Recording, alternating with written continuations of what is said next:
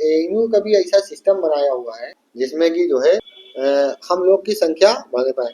भाई भारतीय BHU Banaras Hindu university जो कही जाती है, वहाँ भारतीय संविधान की जो आरक्षण की परिधि है ओबीसी एसटी वो वहाँ लागू होता है। उसमें हमारे लोग ओबीसी के कोटा पा के नौकरी भी पा रहे हैं, एडमिशन भी पा रहे हैं।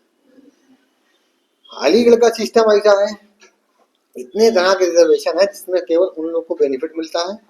और हम लोग की मांग हमेशा से रही है, हम लोग जो भी ज्ञापन यहाँ से जाता है उसमें ये एक मांग जरूर होती है कि ओबीसी जो भारतीय संविधान की तर्ज पर जो माइनॉरिटी इंस्टीट्यूट है उन इंस्टीट्यूट में भी रिजर्वेशन की पॉलिसी लागू की जावे।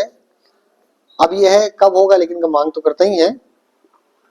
इसी जगह माइनॉरिटी के जो अल्पसंख्यक कल्याण का जो बजट आता है, हम लोग के हर उसमें ज्ञापन में जाता है कि अल्पसंख्यक कल्याण के बजट में कम से कम 50% आरक्षित बजट जो है जो मुसलमानों की ओबीसी और एसटी कैटेगरी के लोगों को आरक्षित किया जाए, जिससे कि कमजोर तबके का भलाई हो सके। जब तक हम बड़ी मछली और छोटी मछली का तालाब अलग अलग नहीं करेंगे, जब तक छोटी मछली को पनपने का मौका नहीं मिलेगा। एक ही तालाब में रखेंगे छोटी मछली को बड़ी मछली खा जाएगी।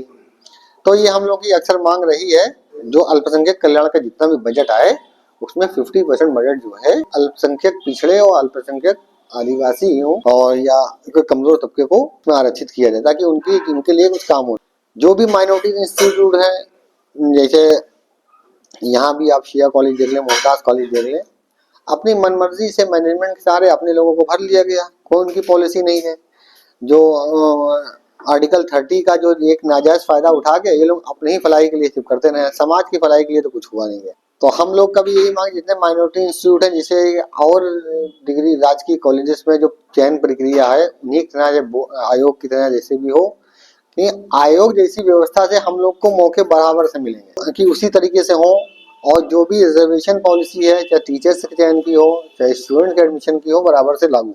ये हम हमारे संगठन की और हम लोग की हमेशा से मांग रही है। इसी तरह से हमारे संगठन की एक सबसे बड़ी अहम मांग ये है कि जो ओबीसी का जो कमजोर तबका है, खाली मुसलमान ही नहीं हिंदू भी, जैसे ओबीसी में यादव कुर्मी मौर्य ये सबल जातियां हैं, इनके पास संसाधन हैं, इनके पास जमीनें भी हैं। और इसके अतिरिक्त जो जातियां हैं, जैसे मुसलमानों की सारी ओबीसी जातियां हैं, दुनिया कुंडड़ा जुलाहा नट जोगी फकीर, यहाँ कश्यप हैं, आरक हैं, ये प्रजापति हैं, इस तरह की जो जातियां हैं, ये भी नाई हैं, बढ़ई हैं, ये सब बहुत कमजोर हैं, ये भूमिहीन है ज्यादातर। ओबीसी में लगभग 80% जो जातियां हैं वो भूमिहीन है।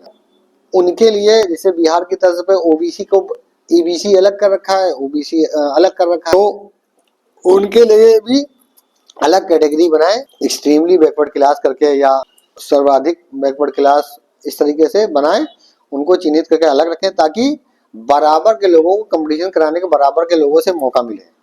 एक पहलवान से एक मजदूर कहाँ कंपटीशन कर पाएगा भाई? अगर यादव को प्रजापति से लड़ाया जा रहा है, प्रजापति यादव के बराबर कहाँ है कंपटीशन करने में? दूसरी बात, जब सरकारें इन लोग की आती है उल्टा इसका मिसयूज करते हैं, ये बैक साइड से दरवाजा और खोल लेते हैं। होता कि ओबीसी का कोटा यादव कुर्मी तक ही सीमित रह जाता है, बाकी लोग से खुश रह जाते हैं। तो हम लोग की हमेशा मांग है कि ओबीसी के कोटे का डिवीजन हो। डिवीजन होने से जितने ज्यादा हिंदुओं के बैकवर्ड की अन्य जो अति पिछड़ी जातियां हैं उनको मौके, उतने ही ज्यादा मुसलमानों की पसमानदा जाती है उनको भी मौका मिलेगा, कि बराबर के लोगों से कंपटीशन करने का मौका मिलेगा। इसी तरीके से कालांतर में किसी वजह से दलित जो 10 अगस्त 1950 को एक अध्यादेश आया था कि दलितों को मिलने वाली फैसिलिटीज केवल हिंदू दलित को मिले, तो उस पर से पाबंदी हटाई जाए। सभी धर्मों के दलितों को, जो हिंदू धर्म के दलित कन्वर्टेड जातियां हैं, उनको सबको एससी का स्टेटस दिया जाना चाहिए।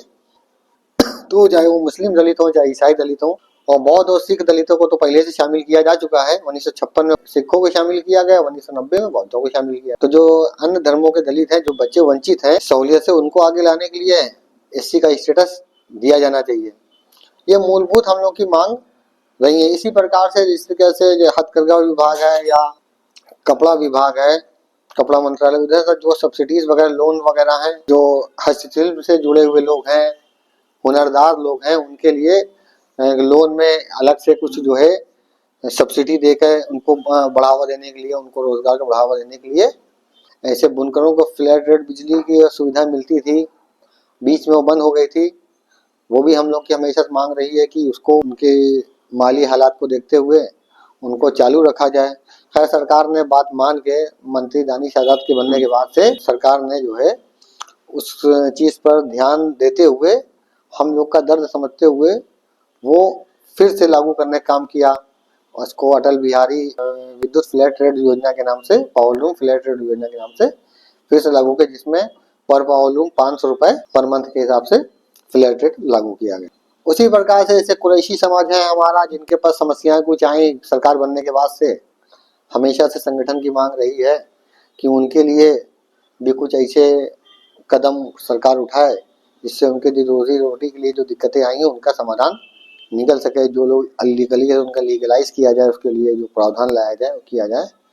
तो अब कहीं ना कहीं वोट बैंक का तो मामला रहता ही है। सरकारें या राजनीतिक दल हमेशा जो तबका वोट बैंक होता है उसको ज़्यादा तवज्जो दी जाती है, और हम लोग भी एक तरफा जो वोटिंग करते हैं बिल्कुल एक यूनिट के तौर पर वोटिंग करते हैं। भाजपा के विरोध में इससे बचना चाहिए, हर तरफ जो है बैलेंसिंग वोटिंग करना चाहिए। भाई सपा की सरकार आती है, ये तो जाति विशेष मजा उठाता है, ओबीसी आरक्षण में आधे ज्यादा वही खा जाता है, और कुछ हमारे खास लोग हैं वो फायदा उठ जाते हैं। तो आम मुसलमान जो कमजोर तबके का मुसलमान है उसकी स्थिति जे को त्यों बनी रहती है, प्लस उसको उल्टा गुंडागर्दी और जुल्म ज्यादती और इसका शिकार में बढ़ोतरी हो जाती है। तो हमें पार्टी बनने की कोई जरूरत नहीं है, तो हमें भी बैलेंसिंग वोट करना चाहिए। लोकतंत्र में वोट बैंक का सिस्टम है, वोट बैंक की राजनीति होती है, तो जिसकी ज्यादा संख्या होती है उसको ज्यादा तवज्जो मिलती है। संविधान में जो है भारतीय संविधान ने 3 प्रकार के आरक्षण की बात कही है। एक तो ओबीसी आरक्षण, और अब तो 4 प्रकार के हो गए हैं। एक तो ओबीसी आरक्षण की बात की जिसे संविधान के आर्टिकल 340 में कवर किया गया है। दूसरा एससी रिजर्वेशन की बात कही गई है जो संविधान के अनुच्छेद 341 में कवर किया गया है। तीसरा एसटी आरक्षण की बात की गई है, एसटी रिजर्वेशन जो आर्टिकल 342 में कवर किया गया है।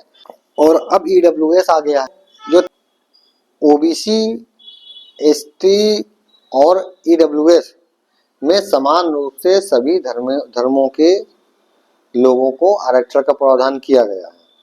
लेकिन केवल एससी में जो 341 अनुच्छेद का मामला है, मुस्लिम दलित और ईसाई दलित को उसमें कवर नहीं किया, उनको वंचित रखा गया है, जो संविधान के मूल भावना के विपरीत है। ये जो एससी का स्टेटस जो है ये भारतीय संविधान लागू होने से पहले भी मिलता रहा है। जब 1933 में साइमन कमीशन की रिपोर्ट आई, उसकी रिपोर्ट के आधार पर यह कहा गया कि मुसलमानों में सामाजिक, आर्थिक, शैक्षणिक पिछड़ापन है वो धार्मिक आधार पर नहीं है बल्कि जाति आधार पर है। तो उसमें पाया गया कुछ जातियां हैं सभी धर्मों में बहुत ही कमजोर हैं, जिनका जाति के नाम से शोषण भी होता है और जो उनका सामाजिक स्टेटस भी बहुत निम्न स्तर का है। उनको आगे लाने के लिए उस वक्त की ब्रिटिश सरकार ने आरक्षण का प्रावधान किया गया, जो तकरीबन 1935 या 1937 में वो लागू हुआ। तो संविधान लागू होने तक समान रूप से सभी दलितों को एक समान रूप से एससी का स्टेटस मिला हुआ था, उनको आरक्षण का लाभ मिल रहा था। 10 अगस्त 1950 को कांग्रेस की पंडित जवाहरलाल नेहरू सरकार के टाइम पर एक ऑर्डिनेंस जारी होता है। उस ऑर्डिनेंस में ये कहा गया कि दलितों को मिलने वाली जो सुविधाएं हैं, तो जब से एक ये पैरा जोड़ा गया संविधान का अनुच्छेद 341 से पैरा 3 जोड़ा गया, उसमें ये ऑर्डिनेंस जोड़ा गया। ना ही संसद में कोई बिल इस पर पास हुआ, चंद लोगों के मशवरे से ये जब से मुस्लिम दलित और ईसाई दलित आज तक उस लाभ से वंचित हैं। जबकि 1956 में सिखों ने पंजाब में उधम मचाया तो सिख दलितों को 1956 में उसमें शामिल कर लिया गया। 1990 में विश्वनाथ प्रताप सिंह की सरकार में बौद्ध दलितों को भी उसमें शामिल कर लिया गया। बहरहाल अभी तक की मुस्लिम दलित और ईसाई दलित इस लाभ से वंचित हैं। नहीं तो हम तो ये लोग कहते हैं, कांग्रेस भी कहती है कि या फिर अपोजिशन या फिर पूरे मतलब जो भी पॉलिटिकल पार्टी है भाई जब पाकिस्तान आपने ले लिया मुसलमान के नाम पे, धर्म के नाम पर, तो आप आरक्षण तो देंगे। तो पाकिस्तान मजहब के नाम पर बना वो बात ठीक है, लेकिन जो भारतीय संविधान को ना इस्लामिक स्टेट है, भारतीय संविधान लोकतंत्र है, सेकुलर स्टेट है, जिसमें धर्म के आधार पर न किसी के भेदभाव की बात कही गई है, न धर्म के आधार पर किसी को सुपरियॉरिटी देने की बात कही गई है, बल्कि किसी भी धर्म के दबे कुचले तबके को आगे लाने के लिए तरह तरह के प्रावधान भारतीय संविधान के अंतर्गत किए गए हैं। आरक्षण भी उन्हीं में से एक है। भाई किसी का धार्मिक के अस्तित्व कुछ भी है, आज हम मुसलमान हैं, कल को हम हिंदू हो जाएं, ईसाई हो जाएं, कि धर्म बदलने से किसी सामाजिक आर्थिक स्थिति तो बदल नहीं जाएगी। तो उसी प्रकार से जो हिंदू दलित से कन्वर्ट हो गए मुस्लिम दलित हुए या ईसाई दलित हुए, उनका धर्म बदलने से कोई उनका सामाजिक स्टेटस तो बदल नहीं गया। धर्म तो बदला था सामाजिक स्टेटस बदलने के लिए ना भाई, वहाँ छुआछूत थी, हाँ, इसमें सामाजिक स्टेटस बदलने के लिए मुस्लिम धर्म अपना लिया, यहाँ के लिए मुस्लिम छुआछूत यहाँ पर थी, वहां पर थी, और छुआछूत यहाँ पर भी थी, यहाँ पर भी आज भी देखने को मिलती है जगह जगह पर। लेकिन बस यहाँ पर ये है कि यहाँ पर जो मुस्लिम समाज में ये है, मंच से हमेशा जो अपने समाज की बुराइयां उन पर चर्चा नहीं होती है। हिंदू समाज का जो तबका जो है, जो दलित है, जो बैकवर्ड है, वो जागरूक है, उस पर चर्चा होती रहती है। इसलिए समाज में आज भी छोटे छोटे मोहल्लों में, छोटे छोटे बस्तियों में जाति के नाम पर मुसलमानों के बड़े लोगों द्वारा छोटे लोगों का उत्पीड़न होता रहा। अभी भी एक घटना हाल ही में बिहार के सामने कल ही आई है। तो इस तरह का हुआ करता है, लेकिन इन पर चर्चा नहीं होती है। हिंदू समाज में चर्चा होती है। और जहाँ तक कि छुआछूत की कमी की बात है, छुआछूत की कमी तो अब दोनों समाज में बहुत कम है, हिंदू समाज में बहुत कम हो गई है। मैं अक्सर लंगर वंगर में, भंडारे वगैरह में जाता रहता हूँ, तो जो कि अब ना के बराबर दिखाई देता है। तो उस तरीके से इसमें भी सुधार आया। लेकिन जातिगत भेदभाव की जहाँ तक बात करें, वो दोनों तरह समाज में है। मैं तो कहता हूँ इस वक्त अगर देखा जाए तो हिंदुओं ने तो खुद भी अपने दलितों पिछड़ों को आगे लाने के लिए तरह तरह से प्रावधान किए हैं। भाई आरएसएस जो ब्राह्मणवादी एक संस्था कही जाती है, आरएसएस की बनाई हुई सरकार में भी अगर उत्तर प्रदेश की आप मंत्री परिषद में देख लेंगे तो अच्छी खासी संख्या पिछड़ों की और हिंदू दलितों की मिलेगी।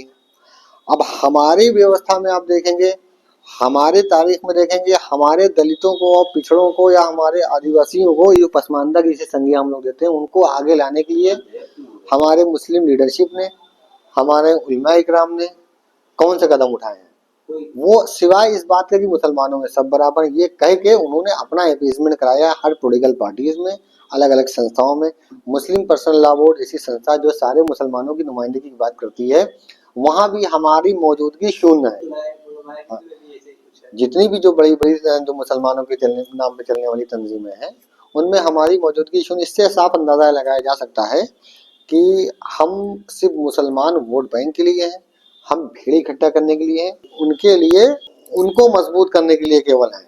बाकी हम लोग केवल उनका फुट सोल्जर के तौर पर उनके लिए काम कर रहे हैं, और वो अपनी भलाई, अपने समाज की भलाई तक ही महदूद है। और पसमानदा का जो है, उस पसमानदा का जो भलाई तभी मुमकिन है, पसमानदा का उत्थान तभी जब पसमानदा अपने मुद्दों पर खुद बात करने लगे, अपने मुद्दों पर खुद वोटिंग करने लगे। जिस दिन पसमानदा अपने मुद्दों पर खुद वोटिंग करने लगेगा, तो ऑटोमेटिक सभी राजनीतिक दल उनकी चीजें संज्ञान में लेने लगेंगे। उनकी मजबूरी बन जाएगी, चाहे वो राजनीतिक भागीदारी हो, वह हर चीज में उनको हिस्सा देने की मजबूरी बन जाएगी। राजनीतिक पार्टियों के सामने समस्या ये होती है, राजनीतिक प्रोडक्ट बिक रहा होता है, वो प्रोडक्ट को लॉन्च करते हैं। जब उन्हें मालूम है कि आप मौलाना साहब के कहने से वोट दोगे, तो मौलाना साहब से आपसे काहे संपर्क करेंगे? जब आप रिजेक्ट करोगे, जो तथाकथित लीडर बने बैठे हैं, जो तथाकथित रहनुमा बने बैठे हैं, उनको जब आप रिजेक्ट करोगे, जब आप पसमानदा के नाम पर वोटिंग करोगे, जब वो पसमानदा को उठाने की बात करेंगे। जब आप धर्म के नाम पर वोटिंग करोगे, मुसलमान के नाम पर वोटिंग करो, मुसलमान के नाम पर वोटिंग करोगे, तो मुसलमानों में जो सबसे आगे बैठे होंगे, जो उनको सामने दिखाई दे, उनको बुला लेंगे, कुर्सी पर बैठा लेंगे। जब आप उनको रिजेक्ट करोगे, कौन हम पसमानदा में हिस्सेदारी चाहिए, जब वो पसमानदा में देखेंगे कौन काबिल आदमी, किसको लिया जाए, कौन को किसको जिम्मेदारी दी है, तब वो नौबत आएगी। तो सबसे पहले हम लोग को, सारे पसमानदा समाज के लोगों को ये बात स्पष्ट रूप से समझ लेना चाहिए कि हम लोग धार्मिक एतबार से, मजहबी एतबार से मुसलमान हैं, और सामाजिक एतबार से हम लोग पिछड़े हैं, पसमानदा हैं। और राजनीति या संविधान जो भी है वो सामाजिक सुधार के लिए है, ना कि धार्मिक सुधार के लिए। हम धार्मिक अपने सामाजिक सुधार के लिए हम सामाजिक तौर तरीके से हमें काम करना पड़ेगा। जो संविधान के दायरे में जो व्यवस्था की गई है, संविधान के दायरे में रहकर अपने लोकतंत्र में हर जगह हिस्सा लेके अपनी मांगे करेंगे, अपने लिए संघर्ष करें, तभी हम अपने हक हकों की हासिल कर सकते हैं। और अपनी सामाजिक स्थिति से मान के ही वोटिंग करें, तब तो हमें अलग अलग पार्टियों में, राजनीतिक दलों में, सत्ता के गलियारों में अपनी चर्चा हम करा सकते हैं, अपने मसले मसाइल हल करा सकते हैं।